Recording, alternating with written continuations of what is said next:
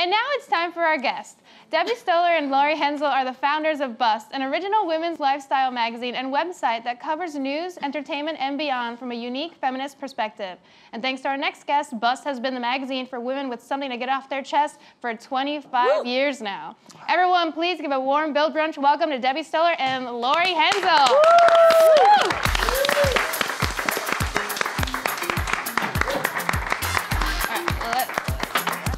Nice to meet you, Lucas. Nice to meet you. Welcome. Nice to meet you. I'm Lucas. Hi. How are you? Nice to meet you, Emily. Oh my God, look at us. We're twinning. Hello. Hi, welcome. Ooh, I love this pink. You're like waking me up a little bit. Look at us. Oh, you guys are twins. Oh, Literally twinning. Allie, where are your glasses? Perfect. Here are your mics. Denim moment. There you go. Great. So, congratulations, 25 years. That is huge. That's so great. Yeah, so amazing. Congrats. And I just want to know if you can give us some of the backstory about what inspired you. I know the first issue ever, you guys Xeroxed that and stapled it together yourselves in the offices of Nickelodeon. Is that correct? Yeah, that's right. That sounds so much fun. Trade secret, don't tell them. Our first investors. Oh wow, that's awesome. No, not really. I mean, they paid for the magazine to get Xerox That and counts. stapled That counts. surreptitiously. Yeah. So what inspired you to do that? Make it so I mean, obviously you weren't getting paid to do that. It came from your heart. Yeah, we didn't actually become a business for the first 7 years. We were doing it as a side Labor of love. as a labor of love, as a fun project. You know, we did it starting in 1993. That's why it's 25 years now. And back then, women's magazines were such an important part of the media, and it was one of the only media things that were made just completely by women, for women. So they played a really important role in the culture. But these magazines were all just about fashion and beauty and how to please your man. Mm-hmm. And none of them seemed to recognize that this whole thing called feminism had happened. And they made most people who looked at them feel bad. They make women feel bad, like they weren't enough, like they weren't good enough. So we wanted to change that. We wanted to make a magazine that was, from a feminist perspective, so aware, woke, and and that was not just about fashion and beauty, and that recognized feminism, and was fun, and most of all made women feel good when they finished reading it. Yeah. So we just asked a bunch of friends at the office to write something about their lives that they weren't seeing reflected anywhere else, and then we had some friends who were designers at Nickelodeon, including Laurie here, and asked them if they would lay it out for us. There was this new thing called desktop publishing back then, so you could do that. And then we Xeroxed and stapled 500 copies, and we sent them out there into the world for $1 a piece, and people bought them. And we ended up having to Xerox and staple another 500. So we were onto something that kept us going. And that's obviously, such a meaningful thing to be writing about and talking about. I know as a woman who looks at magazines, it can obviously feel stale sometimes to see, all about how to please your man, like you said. What was sort of like the process once you had started it of keeping it growing, and was there a point where you were like, wow, this is really happening, we're doing it, did people were talking about it? It went slowly, piece by piece. Since we couldn't pay any of our writers, we would always just put out a call for submissions in each issue with a theme, like the next issue is going to be about fun. Right. So that way, if people wanted to write something and be published on that particular theme, they could do it and know that, we would say Bust, crime doesn't pay back then. And so we would just grow it little by little each time. Laurie knows a bunch. Yeah, I mean, anytime we got a little bit of money, we would put it into the next issue. But we started to hear from people like, oh, I want to write for you guys. And I don't remember, did Courtney? She's like, I want to write something. Courtney Love was like, I want to write something for you guys. Yeah. And probably 1995, we're like, sure, that's great. So, the word was getting out. People were really loving it. And we just kept going. So it was like, when people would tell you, this is great, it changed my life, it was really inspiring for us to keep going, even though there was no money, and it was just for the glory of it, I guess.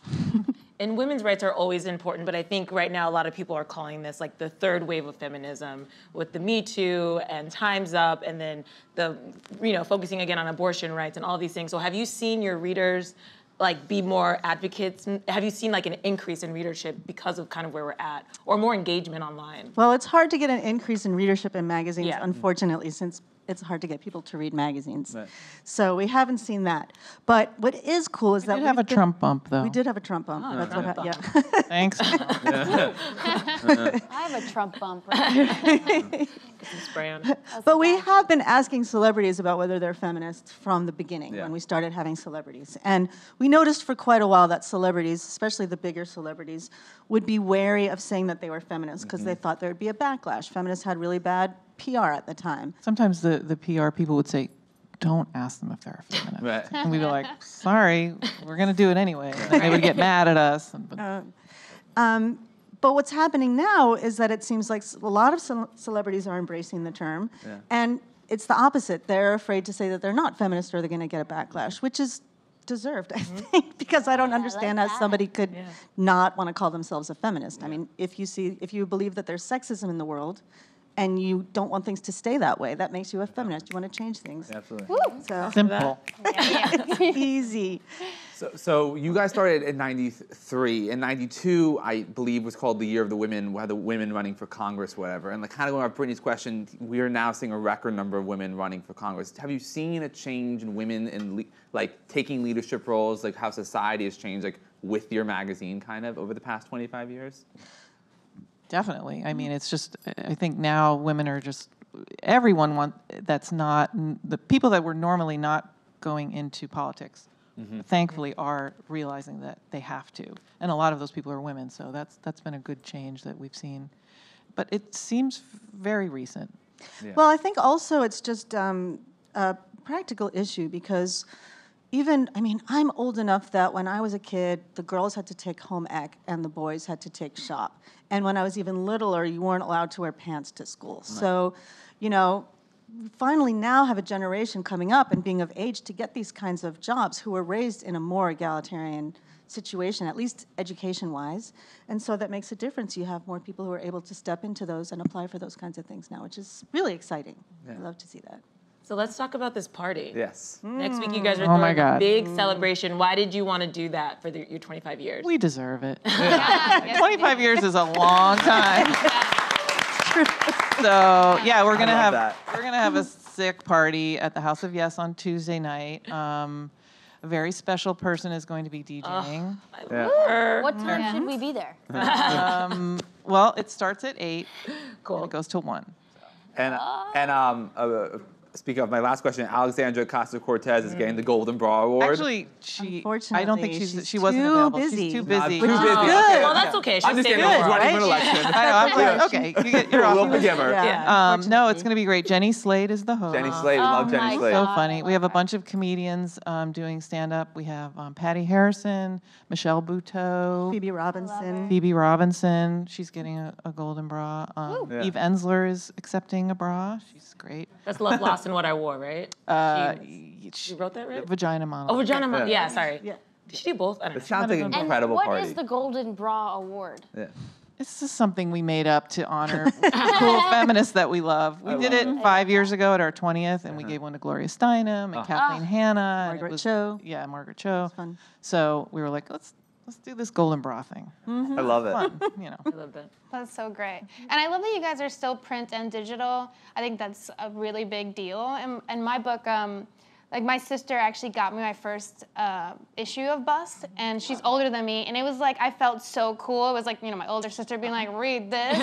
And I love that you can share a magazine in a way that you can't do that digitally. You could send a link, but it's just not as good. It's not the same. Yeah, like when you're in your room reading a magazine, it's like, I don't know, there's something magical about that. So how important is it to you to stay both print and digital? I think the print, we're able to present a completely different kind of experience than you can get when you're online. When you're online, you're popping from story to story to story to story. A lot of times the same story is just getting circulated by all these different kinds of outlets. With the magazine, it's kind of like a curated experience. It's like watching a movie or something. Right. We have More a beginning, relaxing. a middle, and an end. It's like a what? It's more relaxing. Oh, I thought you said it's more like a rock show, it's more like a rock show. You get to unplug and you could just sit with this content where we really present a whole bunch of different kinds of things. And in the end result is that you're going to feel pretty great usually. People feel good. You'll laugh. You'll cry. You won't cry. But it's, you know, it gives you a different kind of experience than just hopping around on the internet looking at stories. And I think that's important. We've got photography and illustrations and stuff like that, you know, you get on the internet this big, but you can cut it out and... Yeah, it's good to get off the phone. Yeah. You know, I think everybody's feeling that like kind of sick feeling like I've been looking at my phone for hours now. So I feel like this is like a really nice... And you've had amazing women like Constance Wu on the cover too. Yeah. So like, She's our current Yeah. cover gal. So cool. You know, also it's tough times Yeah. for people who are sensitive to, you know, what's going on with the government and how badly they're treating people. And it, you know, we're all out there fighting and resisting, but it can be really exhausting. And I think just sitting down with a magazine does give you a chance to sort of recharge. I think you need to make it part of your self-care routine, basically, is what I'm saying. Everybody agree. needs I love it. that on Sunday, do a deep condition. Yeah, Of the mask. magazine. Absolutely. I love it. Debbie and Laurie, thank you so much for joining us. Yes. It's been Oh, so thank great you. to have you. Thanks so much for having us. And be sure to head to bust.com to learn more about the brand and their 25th anniversary celebration. Yes, thank you guys so much.